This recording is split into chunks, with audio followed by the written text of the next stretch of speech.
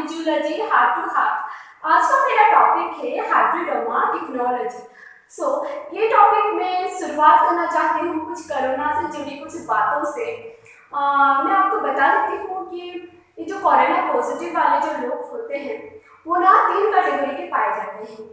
एक तो है जिनका कोरोना पॉजिटिव है और उनका बॉडी में और कुछ अलग सा प्रॉब्लम भी है, मतलब बॉडी में जैसे कि किडनी प्रॉब्लम हो गया, कुछ भी हाई बीपी हो गया, लंग्स रिलेटेड प्रॉब्लम हो गया। अगर वो है तो उनको थोड़ा रिस्क रहता है, उनको प्रॉपर ट्रीटमेंट की ज़रूरत होता है, वेंटिलेटर की ज़रूरत होता है, तो उनको ज़्यादा केयर लेने की ज़रूरत है।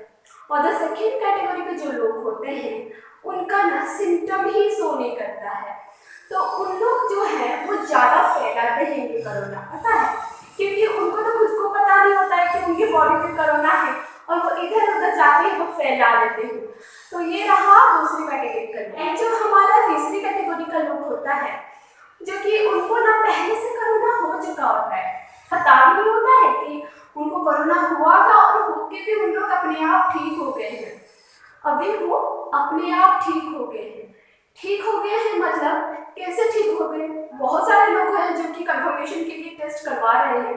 अगर सिर्फ वो जाएंगे और वो जब भी टेस्ट करवाए होंगे तभी उनका कोरोना के अगेंस्ट एंटीबॉडी उनके ब्लड में पाया जाता है, तभी हम बोलते हैं कि उनको कोरोना होके वो खुद ब खुद रिकवर करके हैं, वो ठीक हो गए, क्योंकि उनका ब्लड में कोरोना के अगेंस्ट एंटीबॉडी पाया गया है। क्योंकि उनका इम्यूनिटी सिस्टम उतना स्ट्रॉन्ग है।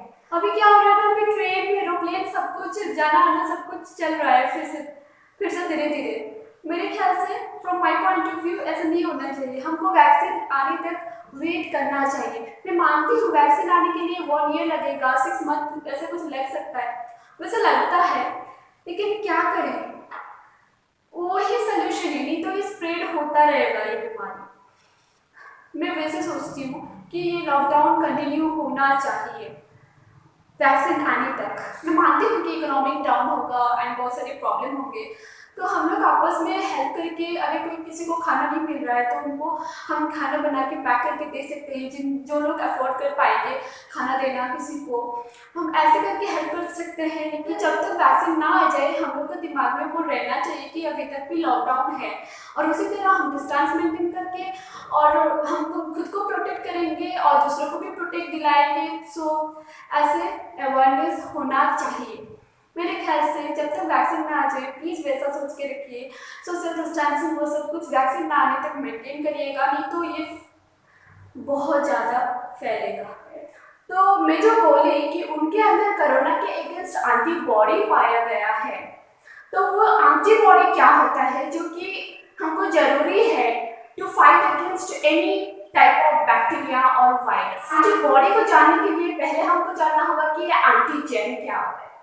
ये एंटीजन क्या होता है? एंटीजन वो है, एंटीजन कुछ भी जो फॉरेन पार्टिकल्स है जो कि हमारे बॉडी के बाहर रहते हैं, for example any bacteria, virus, pollen grain, कुछ भी जो बाहर का जो है, कुछ भी एक्स्ट्रा सेलुलर जो है, वो अगर हमारे बॉडी के अंदर आए और हमको हार्म पहुंचाए, हमको नुकसान पहुंचाए, तो उसको एंटीजन बोला जाता है। और जो कोविड-19 वाला केस में है तो हमारा एंटीजन है कोरोना, ठीक है। Antigen can be bacteria, virus, any foreign substances which harm our body, create diseases in our body. वो होता है एंटीजन। और मैं जो बोली तो थर्ड कैटेगरी में जो एंटीजन के अगेंस्ट उनका एंटीबॉडी जनरेट हो गया। अभी एंटीबॉडी कहाँ से आता है? एंटीबॉडी ना हमारे बॉडी में इतना कैपेबिलिटी है कि हमारा बॉडी खुद प्रोड्यूस करता है एंटीबॉडी, पता है। किसी भी अगर मतलब ऐसे नहीं कि हमारा बॉडी ऐसे बैठा रहता है, मतलब जब भी कुछ भी अगर बैक्टीरिया, वायरस, कुछ भी अगर फॉरेन पार्टिकल्स आपको अफेक्ट करे ना, आप एक्शन ले या ना ले, हमारे बॉडी उसके अगेंस्ट एक्शन लेना शुरू कर देता है। लेकिन क्या है, उसका प्रोसेस थोड़ा स्लो है। मैं आपको अच्छी तरह एक एग्जांपल दे रही हूँ। जैसे कि किसी को सांप ने काट दिया, ओके, स्नेक बाइट कर दिया उसको, तो अभी उसको हॉस्पिटल में लेकर जाएंगे तो उनको उसको क्या देते हैं? स्नेक बाइट जो हुआ है, स्नेक जो उसको काटा है, तो उसको क्या देते हैं जो वो ठीक हो जाता है? स्नेक का जो वेनम है वो उस आदमी के लिए जिसको काटा है उसके लिए वो एंटीजन है, वो स्नेक का नाम एंटीजन उसका बॉडी में गया। अभी उस एंटीजन और उस वेनम को इनएक्टिव बनाने के लिए हमको एंटीबॉडी की जरूरत होता है। एंटीबॉडी का फंक्शन क्या होता है ना कि एंटीजन को किसी भी फॉरेन सब्सटेंसेस को वो आके न्यूट्रलाइज करता है, उसको खत्म कर देता है या फिर उसको इनएक्टिव बना देता है सो दैट वो हमको फर्दर हार्म ना करे। ये फंक्शन होता है एंटीबॉडी का। सो ये कितना जरूरी है हमारे लिए। तो मैं बोल रही थी स्नेक बाइट का एग्जाम्पल, तो उसको उसी स्नेक वेनम का अगेंस्ट एंटीबॉडी उसको दिया जाता है वो पेशेंट को। आज मैं टोल्ड कि एंटीबॉडी हमारे बॉडी में खुद ब खुद जनरेट हो सकता है, वो हमारे बॉडी में जनरेट होता है, तो हम बाहर से एंटीबॉडी क्यों चाहिए हमको?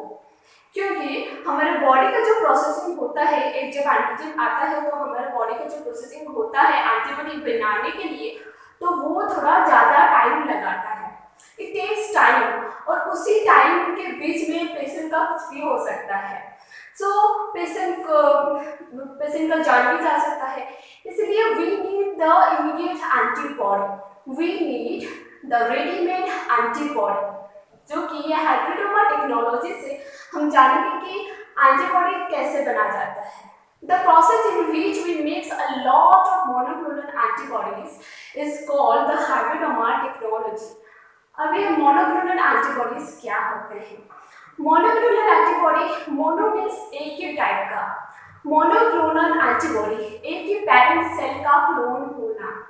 एक ही पेरेंट सेल का मतलब एक एंटीबॉडी है, वो बहुत सारा एंटीबॉडी एक जैसा उसके जैसा उससे ही बना हो, मतलब उससे ही बने होंगे। सो हमको बहुत सारा एंटीबॉडी चाहिए। सो वी उनको बोलते हैं जो कि एक जैसा है, जिसकी उनका प्रॉपर्टी भी एक है। ये हाइब्रिडोमा टेक्नोलॉजी से वो जनरेट किया जाता है, तो वो हम डिस्कस करेंगे। सो मैं आपको एग्जांपल दे रही थी स्नेक बाइट का। अगर किसी आदमी को सांप ने काट लिया तो वो हॉस्पिटल जाता है, तो जब वो हॉस्पिटल जाता है उनको क्या देते हैं पता है? उस आदमी को उसको ना एंटीबॉडी देते हैं उस पर्टिकुलर स्नेक वेनम के अगेंस्ट। उसके बॉडी में एंटीबॉडी इंजेक्ट किया जाता है, बॉडी में जो उसका जो बॉडी में जो वेनम है वो इनएक्टिव हो जाए और इंसान जो है वो जिंदा हो जाएगा, मतलब ठीक हो जाएगा। तो हमको ये रेडीमेड एंटीबॉडी चाहिए। तो उसके लिए ना ये इंसान क्या करता है, वो एनिमल को यूज करता है। सपोज वो घोड़े को, जिसका हमको जो भी स्नेक का हमको वेनम का हमको एंटीबॉडी चाहिए, तो वो जो स्नेक वेनम है वो हॉर्स के अंदर इंजेक्ट किया जाता है। फिर हॉर्स का भी अपना वो मैकेनिज्म होगा to generate lot of antibodies. So जब हॉर्स में वो एंटीबॉडी जनरेट हो जाता है, उसका एंटीबॉडी हम लोग ले आते हैं, उसका एंटीबॉडी हम प्रिजर्व करके रखते हैं, फिर वो हमारा रेडीमेड एंटीबॉडी हो गया। इसका एंटीबॉडी को यूज करते हैं जब भी वो पेशेंट आता है, किसी भी वो स्नेक बाइट का पेशेंट आता है, तब उसका एंटीबॉडी उसके बॉडी में दे देते हैं, तो फिर वो ठीक हो जाता है। ऐसे करके वो रेडीमेड एंटीबॉडी इंसान बनाता है। ठीक है, I think you all are clear about what is antibody, what is antigen. अभी तो मैं आपको मोनोक्लोनल एंटीबॉडी में समझा दी। मोनोक्लोनल एंटीबॉडी क्या होता है? बहुत सारे एक ही टाइप के एंटीबॉडी होते हैं। So overall antibody is so much important to us to fight against any type of diseases, any type of चीजें जो कि एक एंटीजन के वजह से कॉज होता है। So it's very important. हमारे यहाँ पे क्या हो रहा है पता है? अगर आप किसी भी शॉप पे जाओगे ना, वहाँ पे बोल रहे हैं कि अपना नाम पता सब कुछ लिखो। एक कॉपी दे देते हैं, एक पेन पकड़ा देते हैं, फिर वहाँ पे नाम पता सब लिखेंगे। आई डोंट नो वो ऐसे क्यों कर रहे हैं। मतलब वो जो कॉपी है, वो जो पेन है, बहुत सारे लोग आते हैं, बहुत सारे लोग एक ही कॉपी एक ही पेन को वो टच करके वो लिखते हैं, तो उसमें तो कोरोना फैलेगा ना, बिकॉज वी डोंट नो कि हमको ठीक से पता नहीं कि ये कोरोना कैसे फैलता है। We don't know how does it spread. ये जो बोल रहे हैं 2 मीटर का डिस्टेंस रखना चाहिए, क्या वाकई में वो 2 मीटर डिस्टेंस रखने से हम कोरोना से बच सकते हैं? वी डोंट नो, बिकॉज इतना जो डॉक्टर जो ट्रीटमेंट कर रहे हैं जो कोरोना पेशेंट को, डॉक्टर जब इतना सतर्क, मतलब इतना जो वो प्रिकॉशन, इतना जो वो सेफ्टी में उसको पूरा कवर होके उन लोग जो ट्रीटमेंट कर रहे हैं, फिर भी डॉक्टर लोग को हो जाता कैसे होता है पता नहीं। और फिर हम तो नॉर्मल इंसान ही हैं, डॉक्टर को भी हो जा रहा है तो पता नहीं कैसा फैल रहा है। और यहाँ पे ये जो रिस्क ले रहे हैं ना, एक ही कॉपी पेन को सब लोग जाके लिखेंगे नाम पता, इसमें तो फैलेगा ही ना। अगर बाई चांस भगवान ना करे कोई ऐसा ना हो, कोई भी मतलब ऐसा कोरोना पॉजिटिव वाला ना आए ऐसे, जब भी आप दुकानदार से बोलोगे अरे आप ऐसे क्यों कर रहे हैं, ऐसे में तो ज़्यादा रिस्क होता है कोरोना स्प्रेड होने की, फिर वो बोलेगा अरे हाँ तो बस वो तो है, बस उन लोग कुछ एक्शन नहीं ले रहे, बल्कि उनको खुद लिखना चाहिए। आपका नाम बताइए, आपका पता बताइए, ठीक है मैं लिख दूँ। अगर खुद नहीं लिख सकते तो किसी और को रखें वहाँ पे जो कि सिर्फ नाम पता लिखेगा, उसको फिर पेमेंट कर देना। कुछ भी ऐसे करो तो हम जब इतना सब कुछ कर रहे हैं तो छोटा सा बात है वो भी तो करना चाहिए ना। तो मैं आपके साथ वैसे मेरी मन की बात शेयर कर रही हूँ। सो चलिए हमारा टॉपिक स्टार्ट करते हैं, जो कि हमारा बहुत सारे एंटीबॉडी कैसे बनाते हैं। आई होप कि अभी आपको ये एंटीजन, एंटीबॉडी और ये हैबिडोमा टेक्नोलॉजी किसके लिए है, मतलब मोनोक्लोनल एंटीबॉडी बनाने के लिए इस टेक्निक को अप्लाई किया जाता है, ये सब कुछ आपको क्लियर हो गया होगा। अभी मैं इस टॉपिक के अंदर ले चलती हूँ थोड़ा। तो suppose this is the extra cellular antigen, ये बैक्टीरिया वायरस कुछ भी हो सकता है। So this is the extra cellular antigen and ये जो एक्स्ट्रा सेलुलर एंटीजन है जब भी हमारे बॉडी के अंदर जाता है तो this one activate our B cell which is present in our blood. तो ये बी सेल को एक्टिव करता है। बी सेल एक सेल है जो कि हमारा एंटीबॉडी बनाने में इम्पोर्टेंट रोल प्ले करता है। So it is one of the important cell जो कि बोन मैरो से हम लोग मतलब वो बना होता है। Okay, so this is the B cell. It's an important cell which is responsible for making antibodies for us. So this is the B cell को वो activate कर देता है जब भी कोई एंटीजन हमारे बॉडी में एंटर करता है। So now this B cell after activated, B cell जब activate हो जाता है तभी क्या करता है that B cell get converted into the plasma cell. This is very important. So this is the plasma cell. It get converted into the plasma cell. So ये plasma cell कैसे बनता है कि जो B cell एक्टिवेट होने के बाद ये ना प्रोलिफरेट करता है, बहुत सारा प्रोलिफरेट करके प्लाज्मा सेल बनता है and that plasma cells are responsible for making a lot of or secretes a lot of antibodies which is required for our body to fight against this antigen. Okay, जो भी कुछ antigen है उसी के लिए ही antibody बनता है।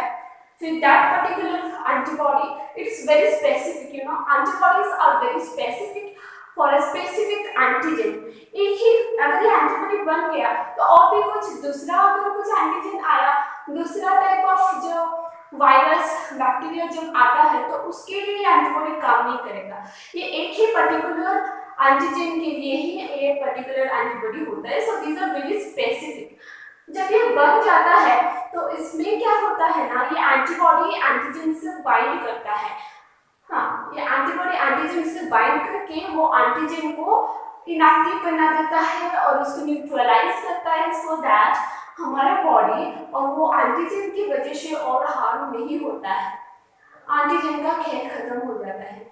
सो इतना इम्पोर्टेंट है ये एंटीबॉडी। और मैं आपको बताई थी कि हम लोग जानवर को यूज करते हैं मतलब रेडीमेड एंटीबॉडी बनाने के लिए, क्योंकि हमारे इंसानों में ये जब प्रोसेसिंग होता है एंटीबॉडी बनाने के लिए तो ये थोड़ा टाइम लगता है। So we require the readymade instant antibody, मतलब जल्दी से हमको एंटीबॉडी चाहिए होता है। सो फॉर दैट यहाँ पे जैसे मैंने बनाया है, ये एक माउस है, तो हमको जिस भी बैक्टीरिया वायरस के एंटीबॉडी चाहिए होंगे वो बैक्टीरिया वायरस इसमें इंसर्ट करने होते हैं।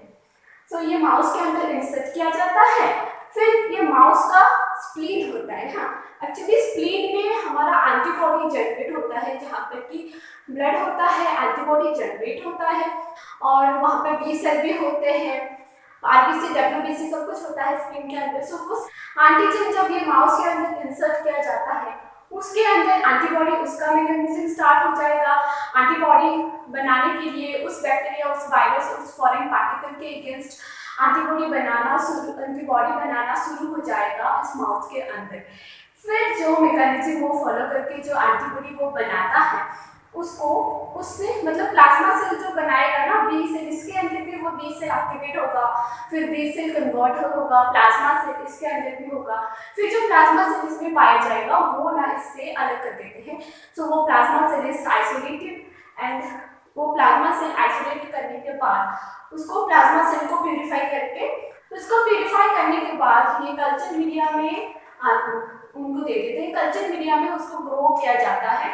फिर जब प्लाज्मा सेल कल्चर मीडिया में ग्रो होगा तभी वो एंटीबॉडी वहाँ पे जनरेट करेगा बाहर, तो वो हमको अल्टीमेटली बहुत सारा एंटीबॉडी देता है इस आर्टिफिशियल मीडियम में ग्रो करके।